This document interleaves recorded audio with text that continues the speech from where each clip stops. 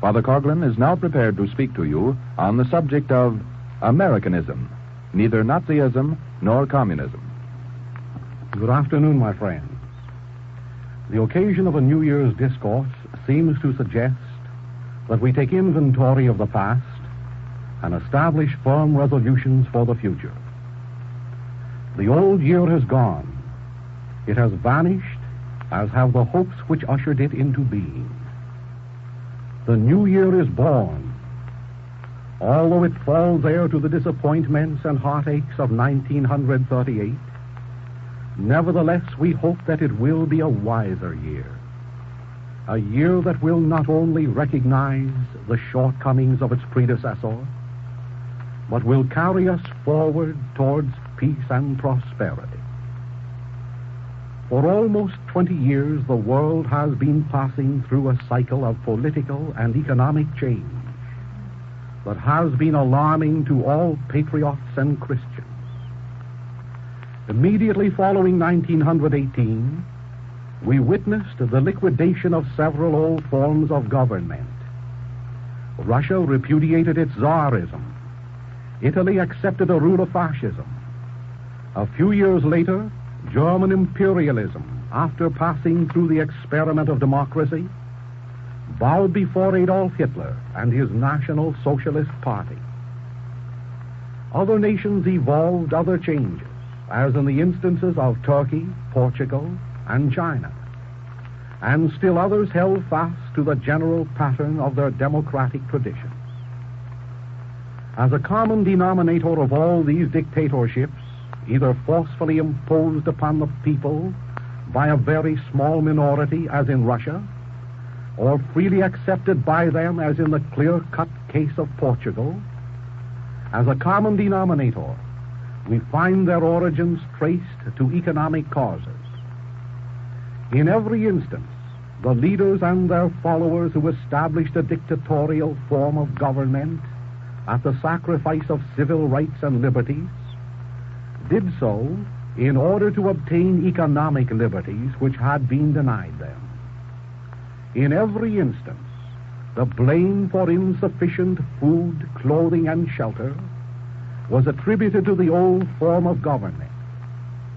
Thus, to obtain a sufficiency of life's economic necessities, individualism was discarded and replaced by a form of collectivism. To accomplish this change, it was thought that a new form of government must supersede the old.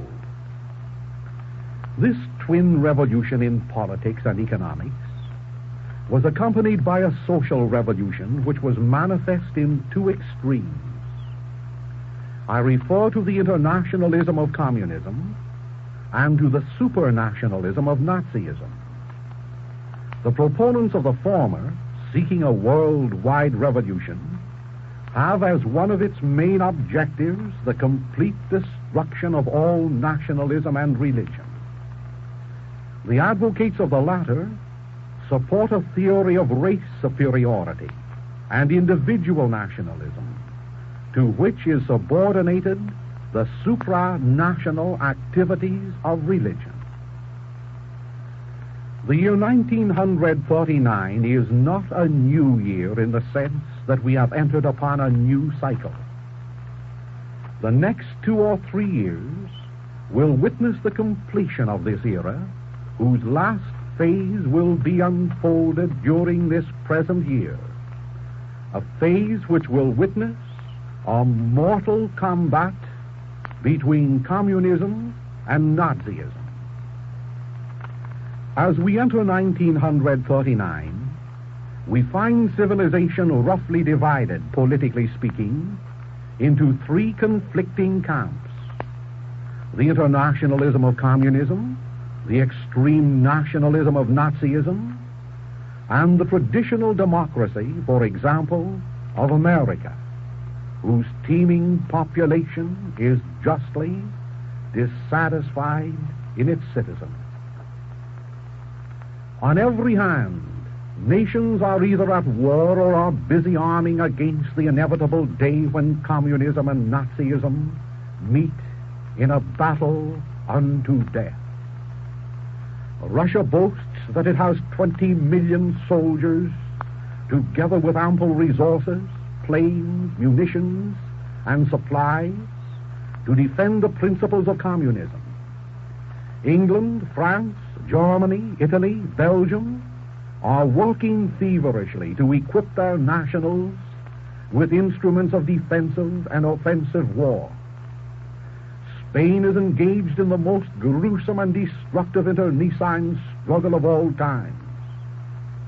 China and Japan are pursuing the undisturbed course of an undeclared war. Propagandists in all neutral nations are bending every effort to have their governments commit themselves to the side either of communism or of Nazism. Spokesmen, both official and unofficial, in our own country are intimating that we too must prepare to take sides in this impending struggle, favoring either communism or Nazism. Pause to examine more closely the attitude of democratic America as we face this crisis.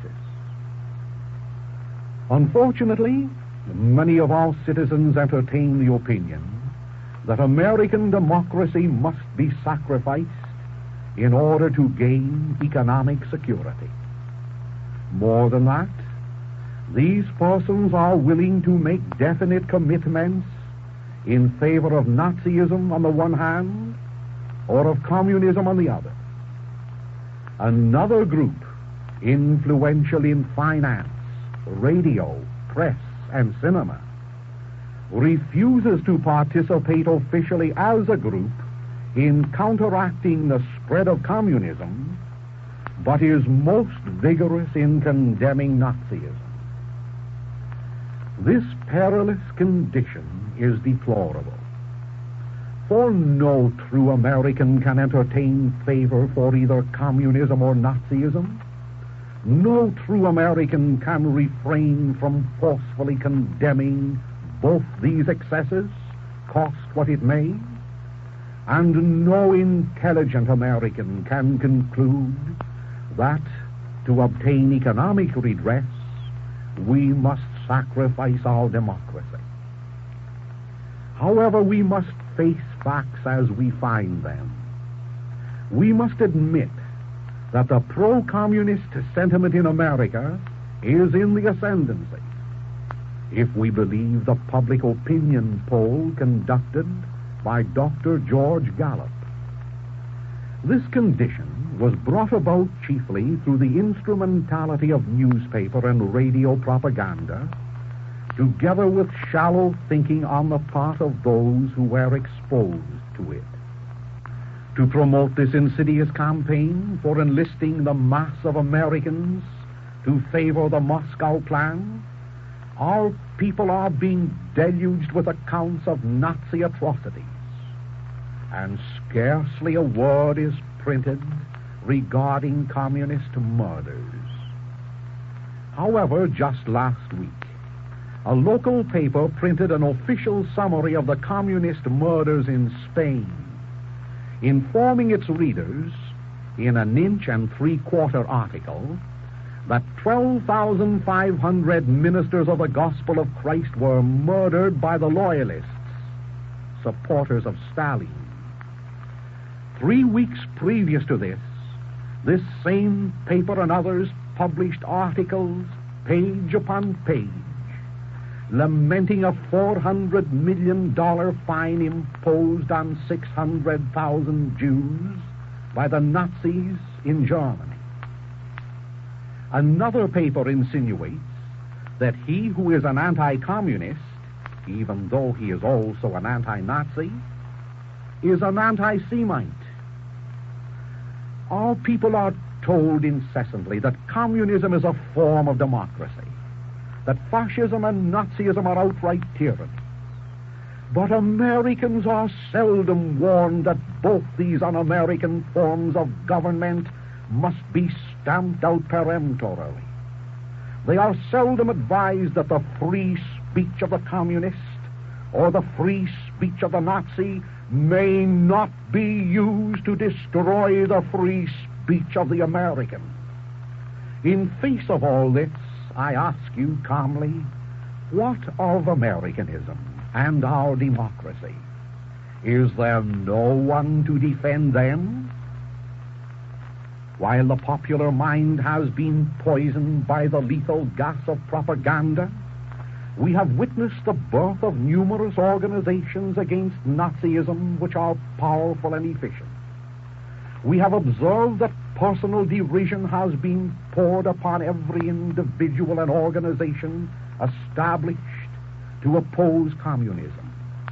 And we have looked in vain during the past years for the appearance of a consolidated, determined organization to stamp out both of these irregularities and support the traditional democracy of Washington, Jefferson, Lincoln, and Jackson, for which our ancestors suffered and died.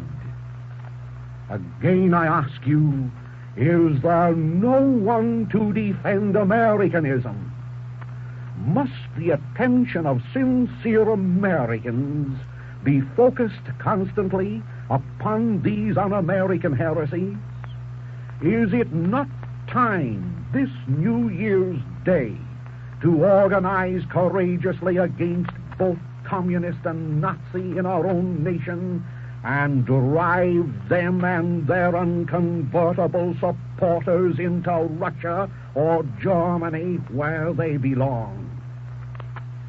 1939 and the years immediately following will witness the completion of the present cycle in which we are living. A cycle which will culminate only with victory for communism, victory for Nazism, or victory for Christian democracy over both. The two political systems of totalitarianism, one a dictatorship of international godlessness, and the other a dictatorship of national race supremacy, one a thoroughgoing form of atheism, and the other a thoroughgoing form of state control of religion, one a notorious butcher of Christians, and the other a notorious disparager of Jews, these two cannot exist together, nor can either one of them live within the confines of our nation side by side with Christian democracy. Christian democracy, the regime of national liberty founded upon the moral code of God the Father and his divine Son, Jesus Christ. The United States of America is not large enough for both democracy and communism or Nazism. Therefore, it is to be hoped that this year will find the inarticulate, easy-going, and long-suffering American public divorcing itself from the influences of propaganda and asserting itself most vigorously against communism and its atheism, against Nazism and its exaggerated ideas of nationalism. Let us stand undivided for American Christian democracy, even though this will necessitate stern action against the highly organized forces which are endeavoring to destroy our ideals, forces endeavoring to substitute for them either the brazen, godless internationalism of the Kremlin or the super-nationalistic theories of Berlin. Americans fought a civil war to preserve the unity of this nation. How many Americans are there this New Year's Day who are willing to engage in a more important civil conflict, if necessary, to preserve the democratic liberties of this country? Let those who are with us reap the rewards. Let those who oppose us by their silence or their actions suffer the consequences. These are militant words, I recognize, but it were cowardice to evade a definite issue when we witness already the first results of the premeditated destruction surrounding us.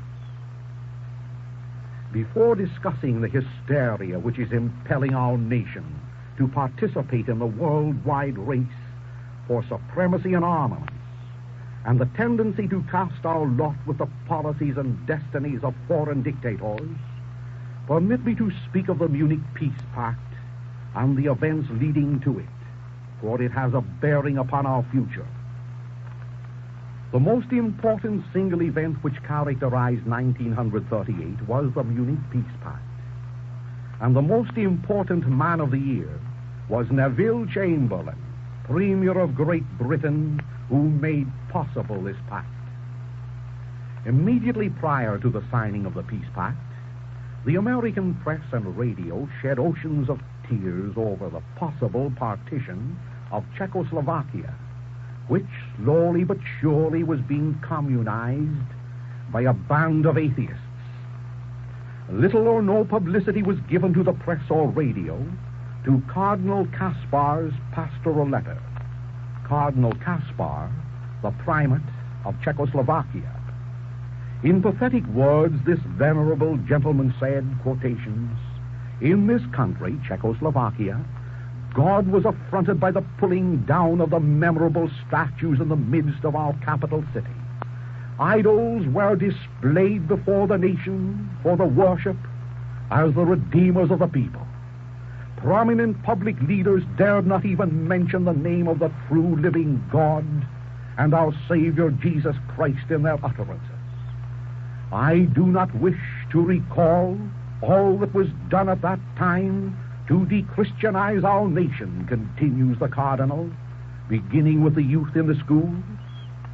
"But it is a comforting fact that many people have since found and acknowledged those mistakes," unquote. My fellow Americans, why did the press and radio deluge our nation with professional lamentation on the occasion of Czechoslovakia's partition? Was it their purpose to arouse our sympathies for an oppressed minority? Or was it their design, if possible, to have England, France, America, and Russia declare war against Germany, a war that would be safe in a degree for the agitators 3,000 miles distant from the battlefields, but gruesome for the populations of Europe? Even though the partition was an injustice to be condemned, what complaint did this same press and radio utter when the godless rulers of this victimized country stole the liberty of religion from the hearts of its people? Scarcely a word. No wonder then that Cardinal Kaspar concluded his pastoral letter by stating, quotations, "Was it not a heartbreaking announcement that was made at the International Godless Congress recently in London that Czechoslovakia comes next after Soviet Russia in the number of organized godless propagandists," unquote.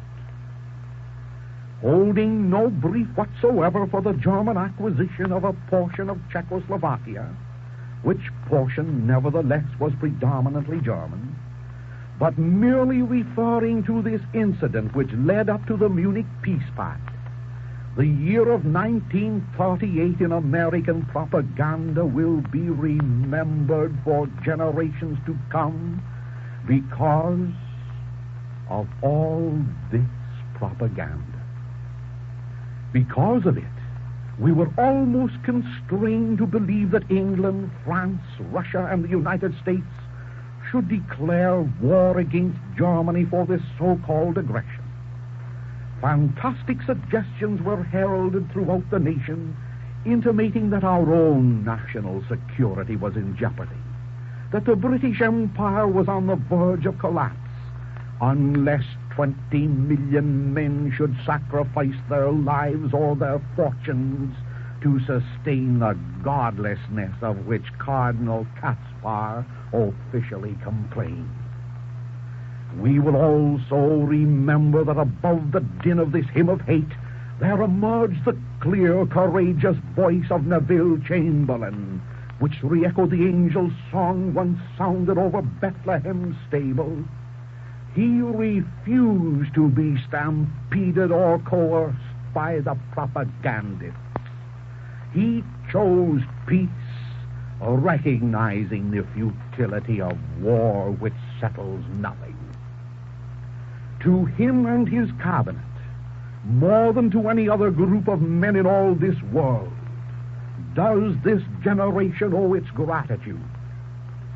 Had his mighty office as premier been occupied by a fashion plate of radicalism, a world war so greatly desired by the communists and by their international supporters would now be in progress.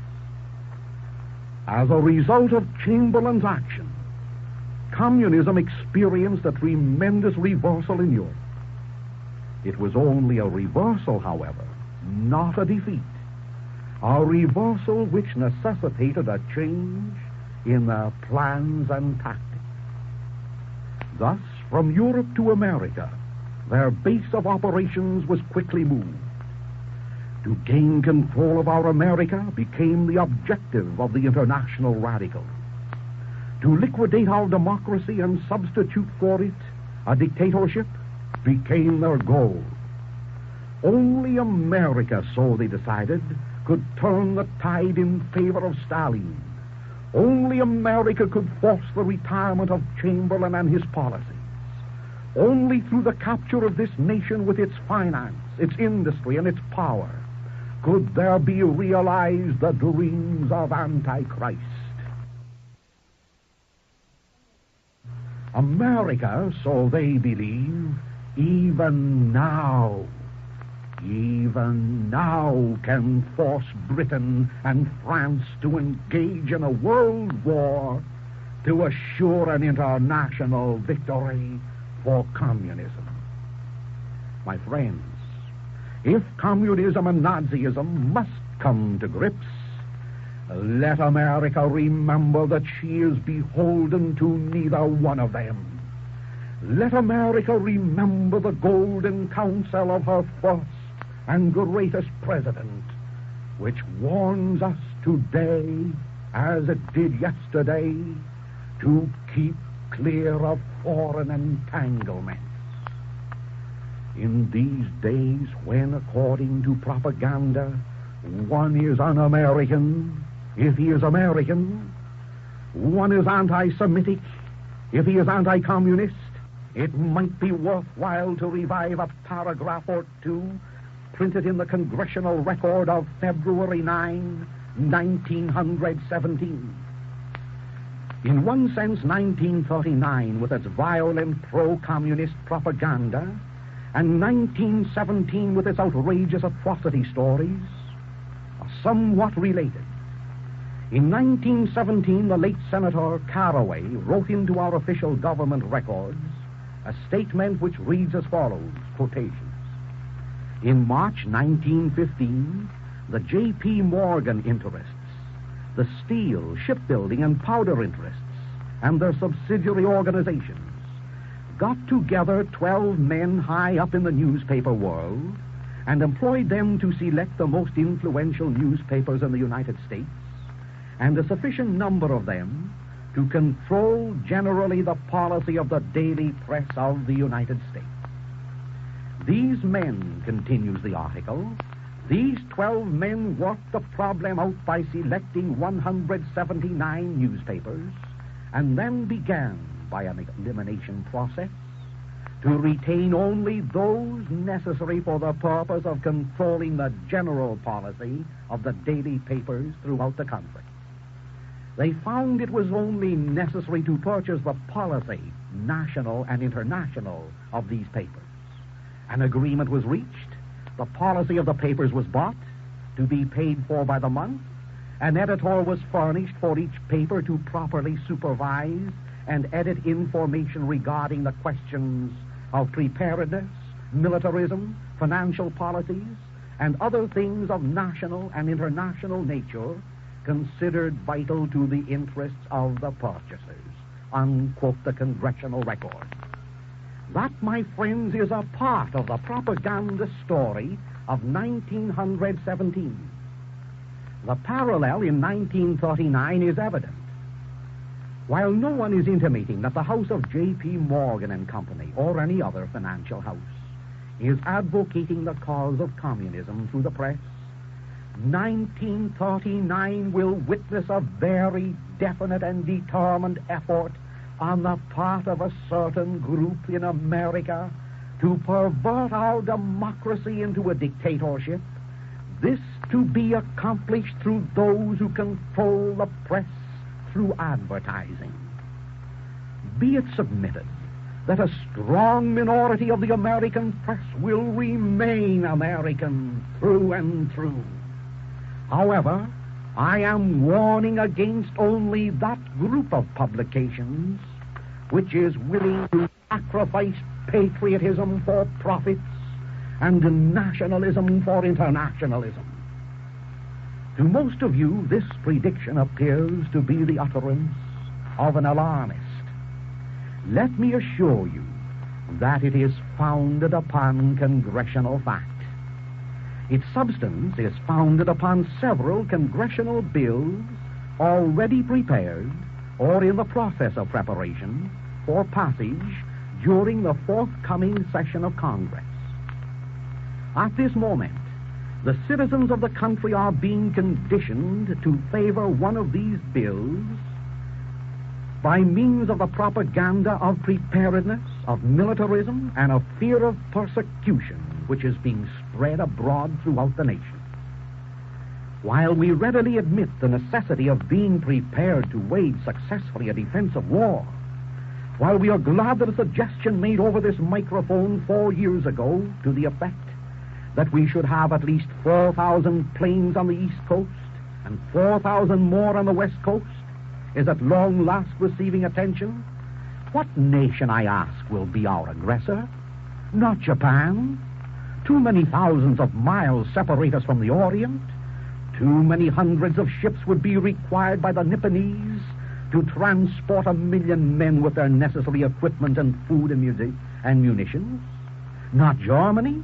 Russia's 20 million troops would seize an opportunity long awaited if 1 million German soldiers were to leave the soil of the fatherland for offensive warfare in North or South America. And not Great Britain. This is a friendly nation. Our destinies are suited to war for any serious activity to originate from that quarter to cause our destiny. Why then is 1939 ushered into America with a fanfare of militarism? America that is almost self-sufficient. America that is on brotherly terms with and friendly terms with South America. Defense of warfare, must we conclude that we are preparing for an offensive war? Let us weigh this question.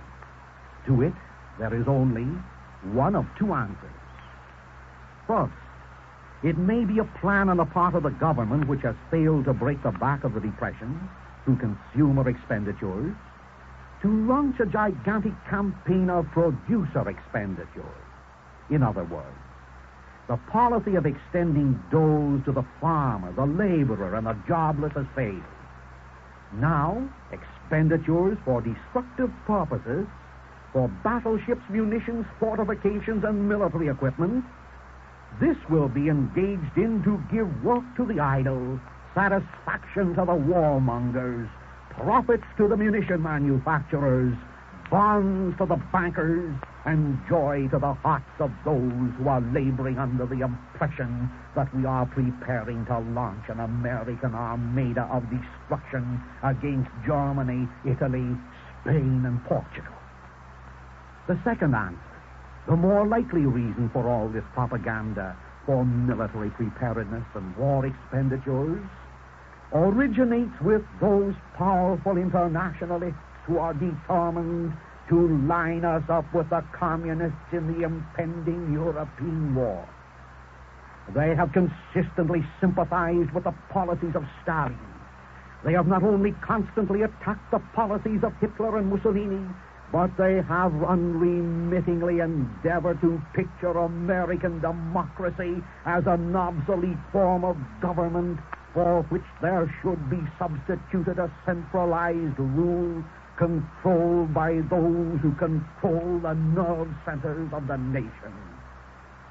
These are they, so I believe, who are most responsible for the war hysteria. The embers of this hysteria have been fanned into flame recently by the propaganda of persecution. A persecution which in reality never equaled by 1/1,000 the atrocities which were perpetrated against the millions of Christians trampled to death under the steel heel of the commissars of Russia. Nevertheless, it was a convenient persecution, even though it was unjust.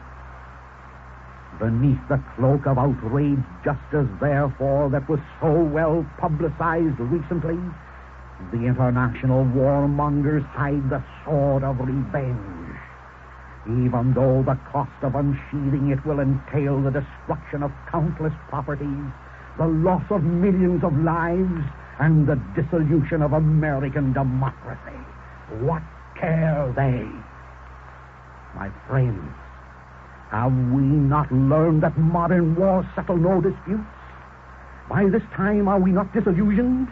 Do we not realize that wars are the enemy of democracy? Do we not appreciate that poor men, the laborers and the farmers, they pay for all wars, pay with their lives and with their liberty? And I ask you, shall we engage in another European war to make the world safe for Stalin and for Antichrist? Recollect that during the World War there was more actual increase of centralized power in Washington than in the previous 100 years and more of our government's existence. Oh, how many of those who lived during that day remember what Thomas Jefferson said. The World War perhaps was in his mind when he spoke that those who soon desire international war would soon want bread. How many of those who applauded our entrance into the World War lived to soon want bread, lived to become wards of the federal government on the WPA? During the time of the World War, many different things happened to centralized government at Washington.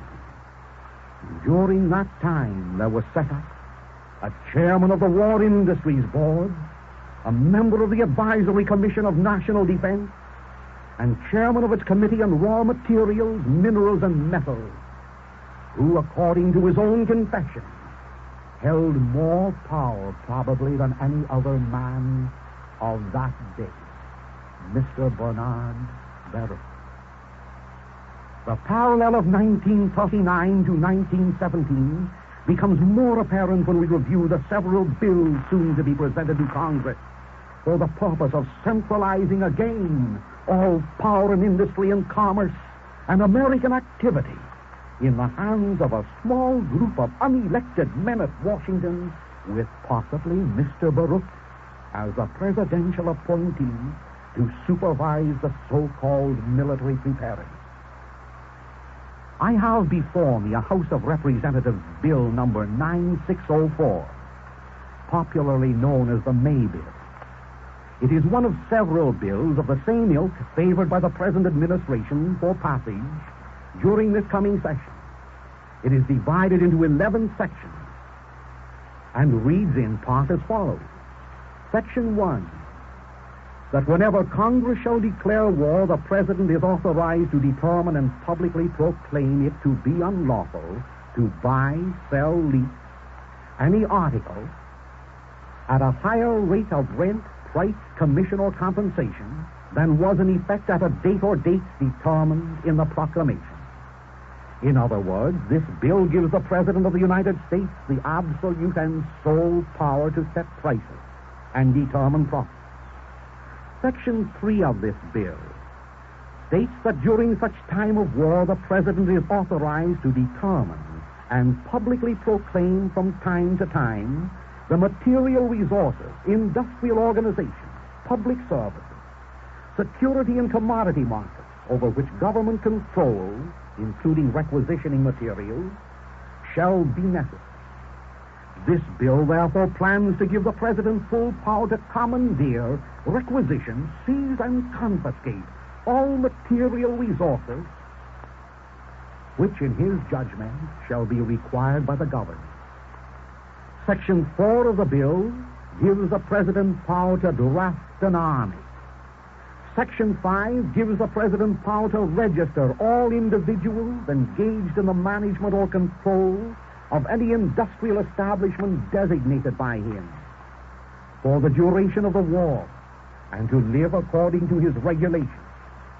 And Section 6 reads, during such time of war, the President is authorized from time to time to determine what classes of public service, real and personal property, or rights or interests therein, and what classes of owners, dealers, exporters, and importers, manufacturers or producers of any article shall be required to operate or to be operated under licenses.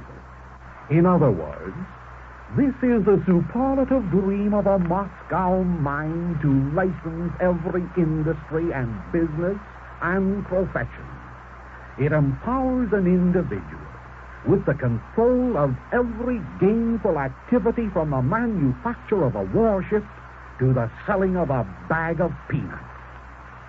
And Section 7 of this proposed bill gives absolute dictatorial power to the President to determine the priority in which any owner or manufacturer or producer or farmer shall fill his orders.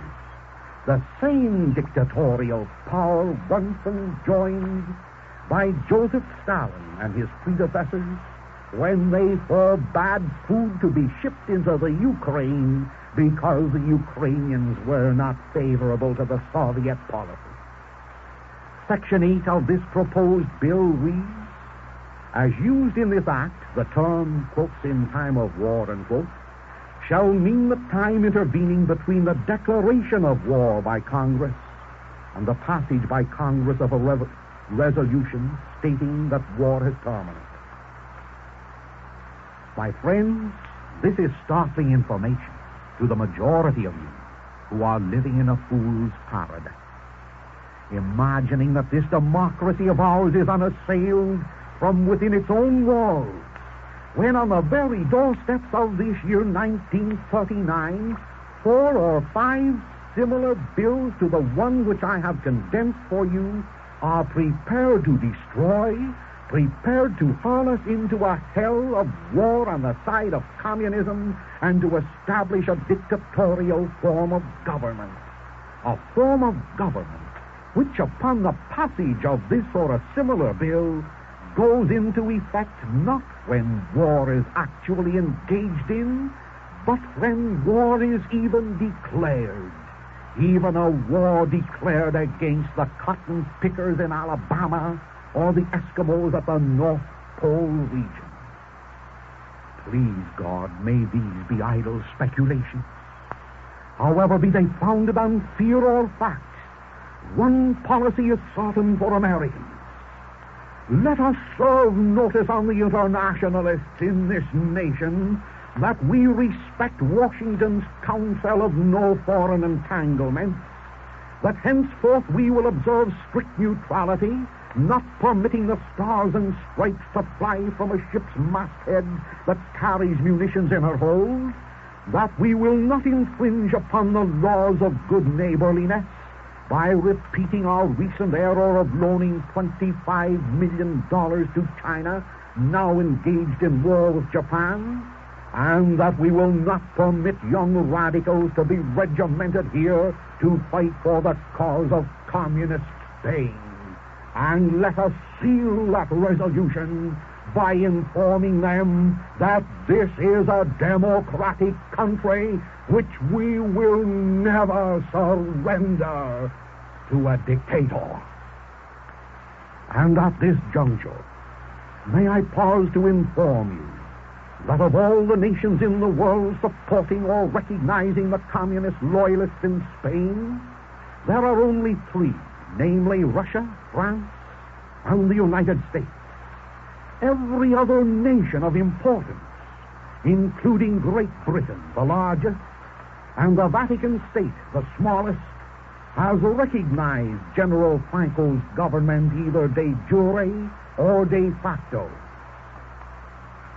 Again I ask you, is there no voice to be raised for America and democracy, for America and for our traditions? And my answer is, most assuredly there is. There are millions of God-fearing American-loving citizens who are neither joiners nor factionalists. Men who are content to sit serenely by their firesides with their families. Men who in a crisis will prove the bravest of all. Those men and their families will rise during this year of 1939 to keep America safe for Americans and the Stars and Stripes, the defender of God.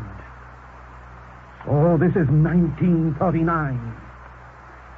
Possibly, yes, probably. Europe will be in war by 1940. The forces of Nazism and communism will clash in mortal combat. America must stand aloof. At home there are still 12 million men out of work. We will not liquidate them by teaching them how to manufacture poison gas or shrapnel, or by dressing them up as targets for enemy machine guns. Or rather, 1939 will mean for us that we will turn our minds to solving the industrial and agricultural problems which confront us according to the pattern of our Constitution. From European wars, America must stand aloof. This is 1939. As yet the billions of dollars loaned to Europeans to conduct the last war remain unpaid. We will not loan these nations more billions and more lives, and reap more death, more depression, and loss of democracy. From European wars, America must stand aloof. This is 1939. Now we are being conditioned to take sides either for or against communism, for or against Nazism, with scarcely a word spoken in defense of Americanism. Oh, when shall Americans cry down and trample the propagandists and turn their attention to America? From European wars, America must stand aloof.